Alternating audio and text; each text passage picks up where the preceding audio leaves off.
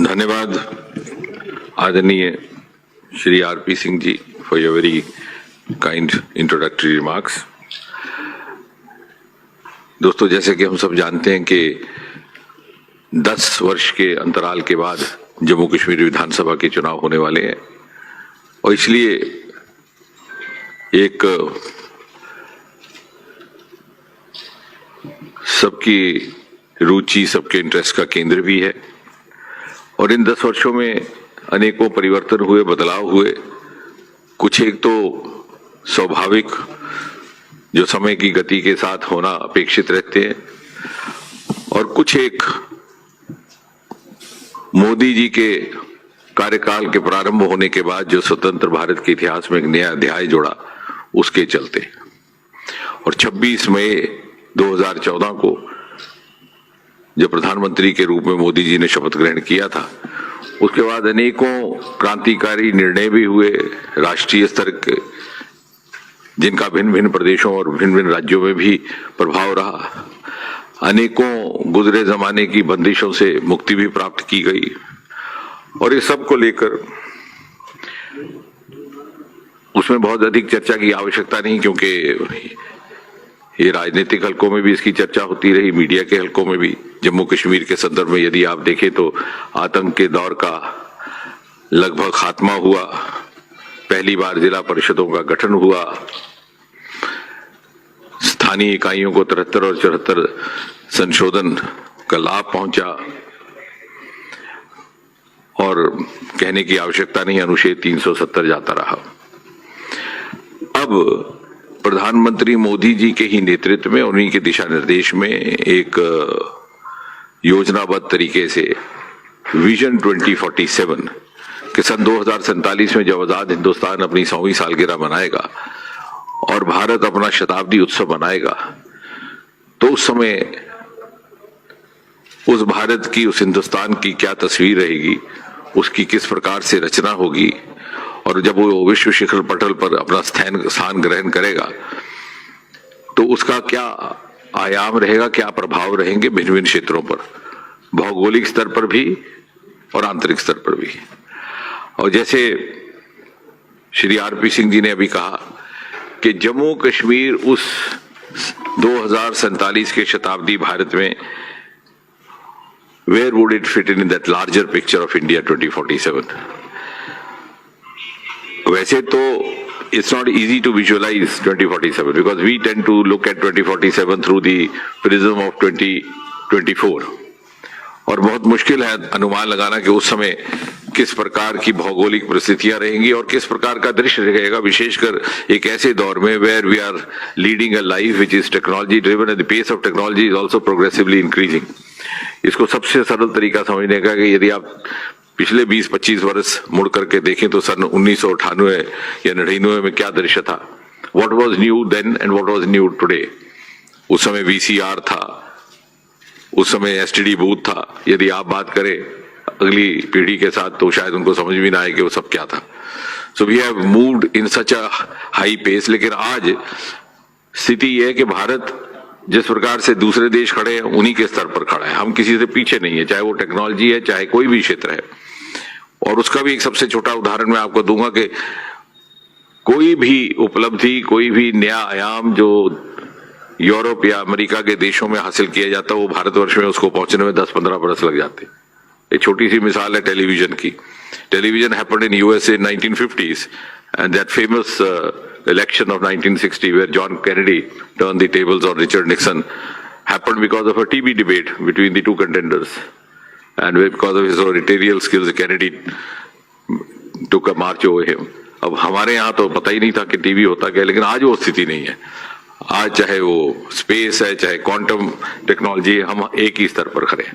अब इस परिस्थिति में जब हम 2047 की रचना करते हैं और राष्ट्रीय स्तर पर व्यापक तौर पर मोदी जी भी इसमें रुचि ले रहे हैं, तो आने वाले समय में जम्मू कश्मीर की क्या भूमिका रहेगी और उसका क्या स्थान रहेगा। क्योंकि अक्सर हम राजनीतिक बातें तो करते हैं, लेकिन कभी कभी इस प्रकार के विषयों से हमारा या ध्यान छूट जाता है या प्राथमिकता में नहीं आते। और यदि मुझसे पूछा जाए तो मैं ये कहूंगा कि जैसे ही इस चुनाव के बाद बीजेपी का लक्ष्य है कि यहां पर भारतीय जनता पार्टी की सरकार हो, केंद्र में मोदी जी, और जैसा हम कहते हैं कि डबल इंजन की व्यवस्था बने, तो किस प्रकार से हम ये सुनिश्चित कर पाए कि जम्मू कश्मीर उस बदलते हुए भारत में एक प्रमुख भूमिका निभा पाएगा, सकारात्मक भूमिका निभा पाए। मैं उसको मोटे तौर पर 3 स्तर पर देखता हूं। वो उस स्थिति में जबकि यहां पर भारतीय जनता पार्टी की सरकार हो और केंद्र से हमें मोदी जी का सहयोग भी हो और उनका मार्गदर्शन भी, और जो 3 पहलू, जो 3 स्तर जो जम्मू कश्मीर की विकास की धारा को दिशा देंगे, वो रहेंगे। 1, democratisation of the democratic processes, and I'll just in a minute or two try to explain what it's meant by this. Second, governance through self-governance. And third, development by exploring the undeveloped sectors. अब जम्मू कश्मीर के संदर्भ में क्यों आता है ऐसा? क्योंकि अक्सर ये बातें राजनीतिक प्रेस वार्ताओं में नहीं आती, लेकिन ये विषय बड़े मौलिक विषय हैं। जब मैं कहता हूं कि democratisation through of the democratic processes, तो उसका अर्थ यह है कि यहां पर भले ही उदाहरण के तौर पर पंचायतों का गठन हो गया था, लेकिन पंचायतों को वो अधिकार प्राप्त नहीं थे जिससे कि वो अपनी लोकतांत्रिक दायित्व को पूरी तरह निभा पाए। और वो मोदी जी के आने के बाद संभव हुआ जब 73 और 74 अमेंडमेंट लागू हुआ, जो केंद्र से आने वाली राशि थी सीधी सीधी चुने हुए प्रतिनिधियों तक पहुंचने लगी। पहले वो कुछ एक लोगों के हाथ में रहती थी। इसी प्रकार लगभग 25-30 वर्ष जो पुराने हमारे पत्रकार मित्र हैं, उन्होंने वो दृश्य देखा कि 8-10% को लेकर के चुनाव होता था, उसी में सांसद बन जाते थे, उसी में विधायक, उसी से सरकारें बन जाती थी। मैंने तो एक बार संसद में ये भी कहा था कि काश कोई ऐसा नियम आए कि we can determine minimum threshold of the voter turnout before a member of parliament is recognised as a member of parliament. क्योंकि जहां 15, 18, 20 लाख वोटर हो जिस कॉन्स्टिट्यूएंसी में, वहां अगर 8% या 10% मतदान होता है तो वो रिप्रेजेंटेटिव कैरेक्टर नहीं कहा जा सकता। तो वो आने वाले समय में जिस तरह से अब फिजा बदली है, आपने देखा कि लोकसभा में भी 60% के लगभग औसतन हुआ, बल्कि 5वें फेज में तो लगभग उतना ही था जितना के पूरे देश की औसतन एवरेज थी। तो ये जब आगे बढ़ेगा कि खुली फिजा में जब लोकतंत्र का पालन होगा, लोकतांत्रिक प्रणाली का, तो this would actually democratise the democratic processes which had happened but had not actually happened. तो जो नाम जमहूरियत जिसको हम समझ बैठे थे और बाकी देश में जिस प्रकार से उसका पालन हो रहा था, ये होगा। और इस तरह से जम्मू कश्मीर भारत की मुख्य धारा की यात्रा का हिस्सा बनेगा। दूसरा, जो गवर्नेंस थ्रू सेल्फ गवर्नेंस का अर्थ ये हुआ कि जिस प्रकार से हम पूरी तरह ऑनलाइन हो चुके हैं, हुआ ये था कि यहां पर उदाहरण के तौर पर सुशासन के प्रमुख पहलू क्या रहते हैं? एक, पारदर्शिता, दूसरी जवाबदेही, तीसरा सीमाबद्ध तरीके से काम करना, और चौथा शिकायतों का निवारण। हमारे यहाँ वेबसाइट क्रिएट कर दिया गया था 2014 में, लेकिन उसको कोई ऑफिसर विजिट नहीं करता था। पिछले कुछ एक वर्षों में हमने उसको सेंट्रलाइज कर दिया, सीपी ग्राम ग्रीवेंस सेल बनाया है केंद्र में, इत्तेफाक से वो मेरे ही विभाग से संबंधित है, उसको हमने जम्मू कश्मीर के साथ जोड़ा है। और हर प्रकार की ग्रीवेंस का निवारण 98-95% प्रति सप्ताह हो जाता है। इसी तरह जैसे आपने देखा पल्ली पंचायत में हमने ड्रोन और स्पेस टेक्नोलॉजी के माध्यम से, वो देखने लायक अक्सर पत्रकार मित्रों को चूंकि दूसरे कामों में उलझना पड़ता है तो उस तरफ जाने का समय नहीं लगता, तो उसको पूरी तरह हमने सोलर पे तो कन्वर्ट किया ही किया है। लेकिन वहां पर कोई भी किसान, कोई भी किसी जमीन का मालिक स्वयं ड्रोन और स्पेस टेक्नोलॉजी के माध्यम से अपने फार्म की, अपने खेत की, अपनी जमीन की निशानदेही कर सकता है। ना किसी पटवारी की आवश्यकता है, ना किसी रेवेन्यू ऑफिसर की। तो citizen centricity, citizen participation is going to be the core of the good governance in the years to come, and Jammu Kashmir has already been initiated on that path under Prime Minister Modi, which was not happening earlier. बहुत सारे ऐसे reforms जो लाए गए थे अभी आए। उदाहरण के तौर पर इंटरव्यू की प्रथा समाप्त करने का ऐलान मोदी जी ने लाल किले से किया था। सन 2016 में 1 जनवरी से सारे देश भर में इंटरव्यू की प्रथा समाप्त कर दी गई, क्योंकि ये शिकायतें आती थी कि लेन देन होता है, भ्रष्टाचार होता है, भाई भतीजावाद होता है, जिसको 100 अंक मिलते हैं रिटर्न में उसको फेल कर दिया जाता है या उसको कम दिया जाता है और इंटरव्यू वाले को ले लिया जाता है। लेवल प्लेइंग फील्ड देने के लिए जब वो प्रथा वहां पर समाप्त हो गई, केवल जम्मू कश्मीर में ना हो पाई थी, यहाँ पर राज्यपाल शासन लागू होने के पश्चात उसको लागू किया गया।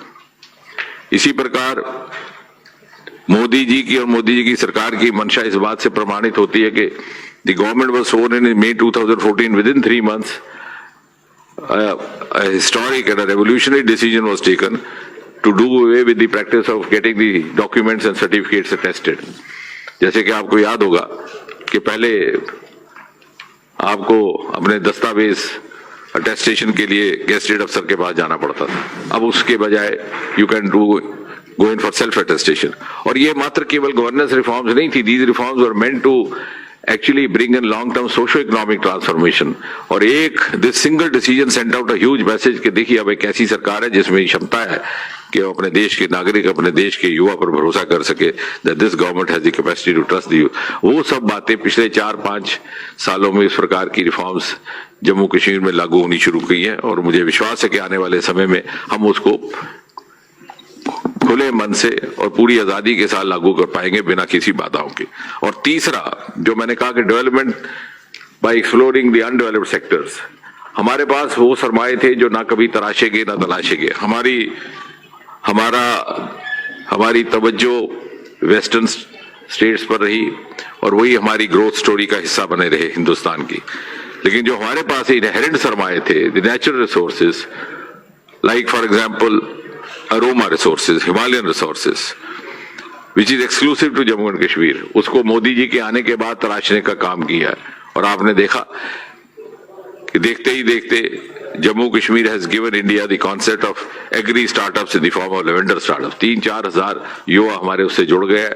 एक विकास का भी नया आयाम आया है, रोजगार का भी और स्टार्टअप का भी। आज देश स्टार्टअप की दुनिया में तीसरे दर्जे पर खड़ा है। 2014 में हम 350-400 थे, आज हम लगभग 2.25 लाख हैं। ग्लोबल इनोवेशन इंडेक्स जो कि एक वैश्विक मापदंड है, उसमें 81 नंबर पर थे। 10 वर्षों में हम 41 की उड़ान करके 40 पर पहुंच गए। 2014 में जब ये सरकार आई तो हमें कहा जाता था फ्रजाइल 5 इकोनॉमीज, जो सबसे बिगड़ी हुई इकोनॉमीज उनमें। आज भी आर टॉप 5 और जैसा हमारा अनुमान है कि आने वाले समय में चौथी होगी और फिर तीसरी होगी और उसमें योगदान जम्मू कश्मीर का रहने वाला है। Through these resources which had never been explored, which never found a contribution. इसी प्रकार हमारा दूसरा वाटर रिसोर्सेज, शायद आपके ध्यान में आया हो कि ना आया हो, जम्मू कश्मीर एक वाहिद एक ऐसा क्षेत्र है जिसमें वो तीनों बड़ी नदियां हैं जो जब इंडो पाक संधि हुई है, वाटर ट्रीटी 1960 में, तो 3 दरिया बांटे गए। जो पाकिस्तान के हिस्से में 3 दरिया है, वो तीनों के तीनों जम्मू कश्मीर से होकर के गुजरते हैं, चाहे वो झेलम है, चाहे वो चनाब है और चाहे सिंधु जो लद्दाख से होकर गुजरी। और जो हमारे हिस्से में दरिया थे, रावी, सतलुज और व्यास, उसका भी प्रमुख हिस्सा हमारे से, लेकिन उसको कभी नहीं एक्सप्लोर किया गया। यहाँ तक के रावी का जो शाहपुर कंडी का प्रोजेक्ट था, उसको 40 साल ठंडे बस्ते में रखा गया। मोदी जी के आने के बाद अब वो काम शुरू हुआ। अब कंडी का इलाका कंडी ना कहलाएगा, सिंचाई भी होगी, बिजली की पैदावार भी होगी। चनाब के सरमाए अब एक्सप्लोर होने लगे। मोदी जी के आने बाद 5-5, 6-6 पावर प्रोजेक्ट्स किश्तवाड़ में लग गए, चाहे पक्कड़ डुल है, चाहे कीरू है, चाहे करवाए। और the small town of Kishtwar is going to be the power hub of North India.